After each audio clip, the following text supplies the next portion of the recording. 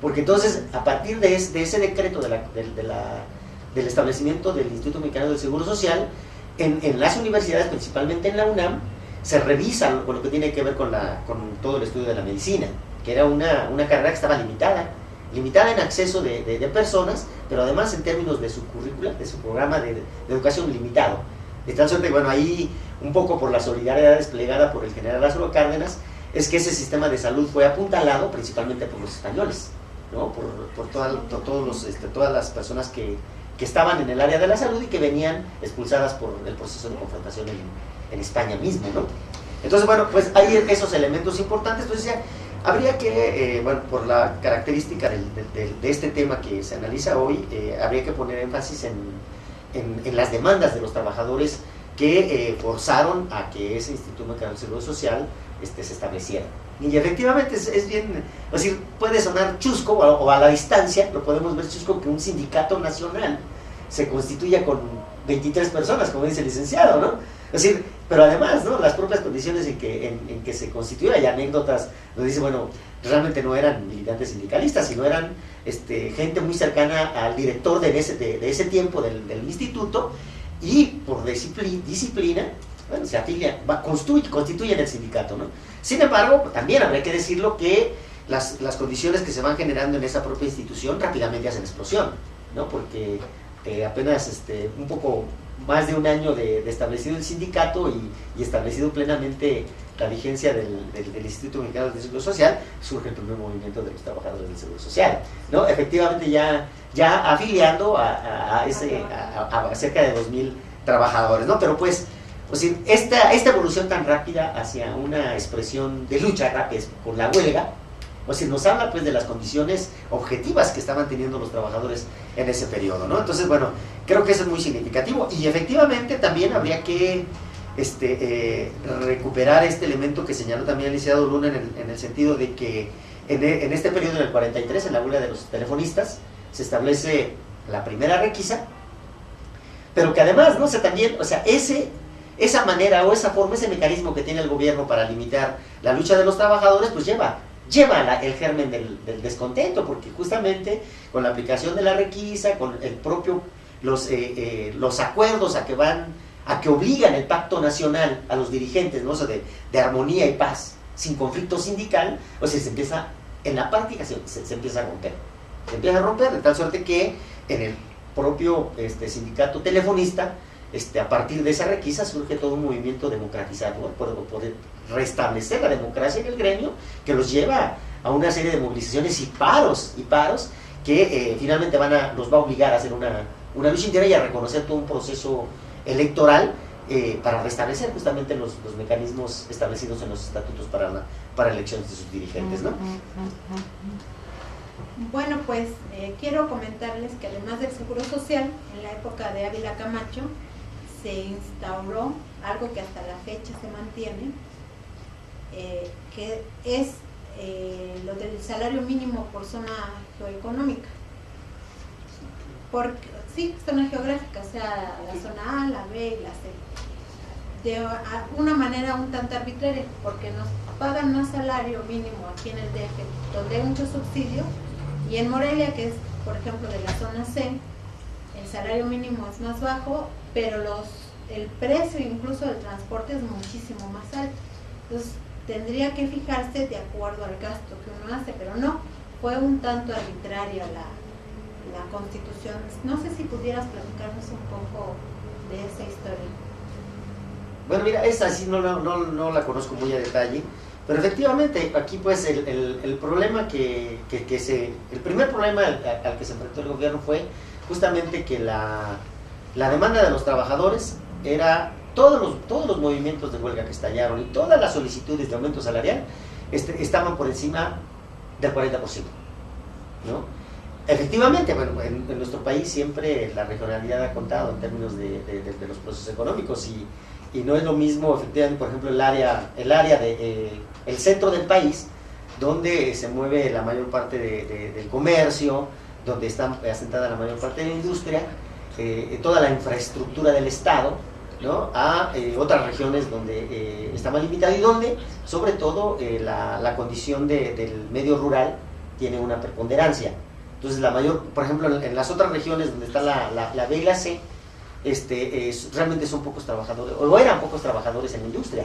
La mayor parte era campesinos que producían sus propios artículos, ¿no? Es decir, son elementos que tuvieron un peso específico, ¿no? Pero que habría que entonces encontrar un poco la respuesta más en el modelo económico que se estaba proponiendo en ese momento, ¿no? Bueno, creo que la pregunta de Lulú sí trae muchas preguntas muy picosas. Efectivamente, el surgimiento en ese momento se llamaba Comisión Regional de Salarios Mínimos, y su propósito no era, bueno, efectivamente fue un poco arbitraria, y sí y no, sino que más bien se lo hicieron en función del desarrollo económico o industrial que se daba en esos momentos. Y su misión no era tanto el establecer como un criterio de cuál sería el salario mínimo por zona, sino establecer como un parámetro que permitiera que los salarios no se dispararan, porque empezó a haber muchos disparos en cuanto que, dependiendo del tipo de sindicatos, Fortaleza o ramo al que pertenecía, empezaron a separarse las masas salariales.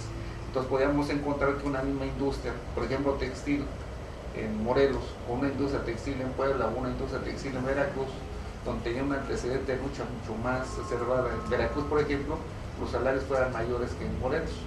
Entonces el salario mínimo lo que vino a hacer es un poco hacer el efecto controlador, como diciendo, de aquí para el real, hasta cierto límite se puede mover, como establecer rangos.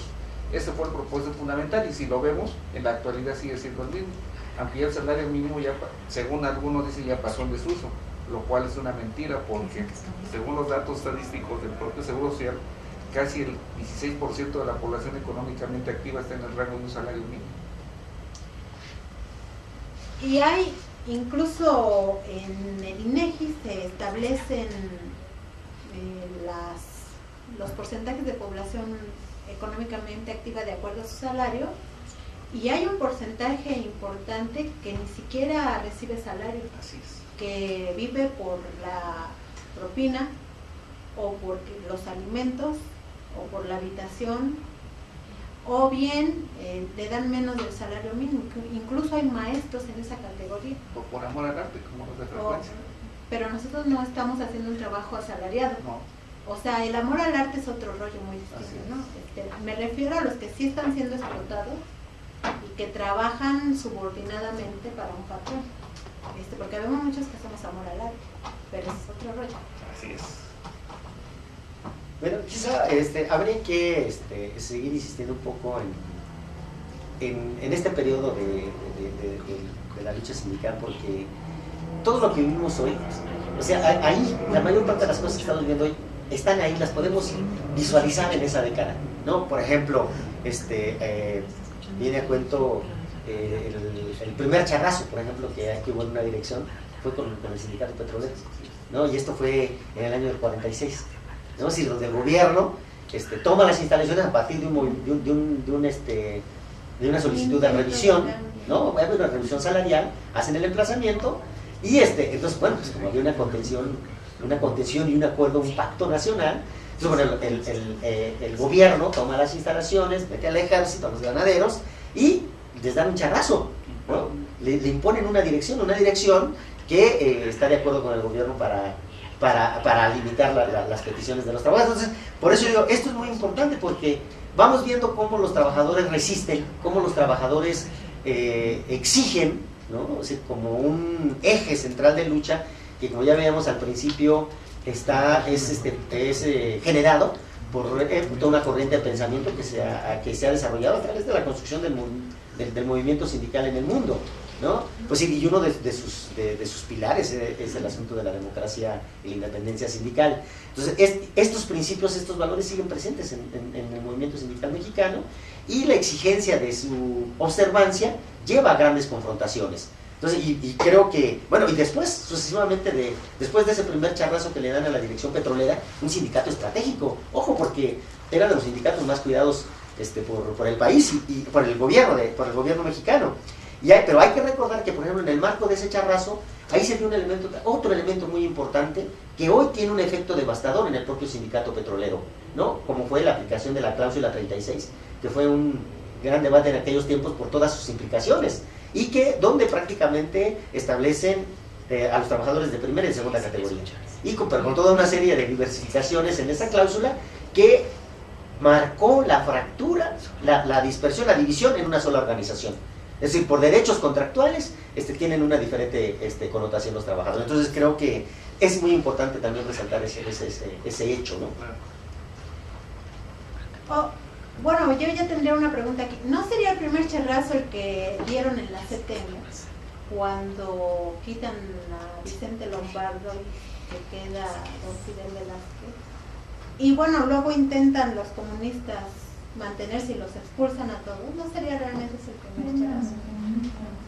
Bueno, no propiamente no, porque no fue realmente un charrazo, ¿no? Sino que ahí más bien hubo maniobras políticas, porque inclusive, por ejemplo, cuando en la cuarta convención de la CTM hubo un acuerdo entre Lombardo Toledano y Fidel Velázquez con un candidato común, que era Fernando Amilpa, y ahí, bueno, es una de las primeras fracturas grandes de la CTM, no la primera, pero sí una fractura muy grande, es decir, porque a partir de esa división, de esa confrontación, donde sí ya se dejaron ver todos los métodos antidemocráticos, pero no es igual al charrazo, porque el charrazo tiene implicaciones donde mete la mano el gobierno a través de sus aparatos represivos.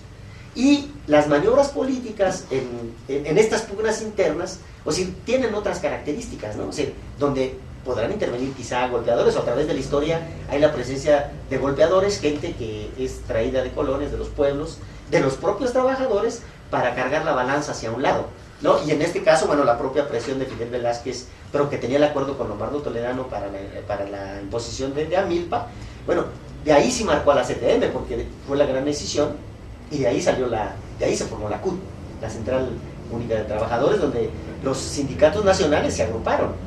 Inclusive el Sindicato Mexicano de Electricistas estuvo presente en esa unión, ¿no? Bueno, sí quiero comentar que el Sindicato Mexicano de Electricistas estuvo presente junto con los telefonistas desde la alianza obrera con Ávila Camacho para no hacer huelgas ni pelearse internamente, y de ahí fue protagonista de la historia obrera hasta la fecha, aunque ahora está siendo protagonista en resistencia, porque a partir de como la oficialización del sindicalismo también le entró al asunto.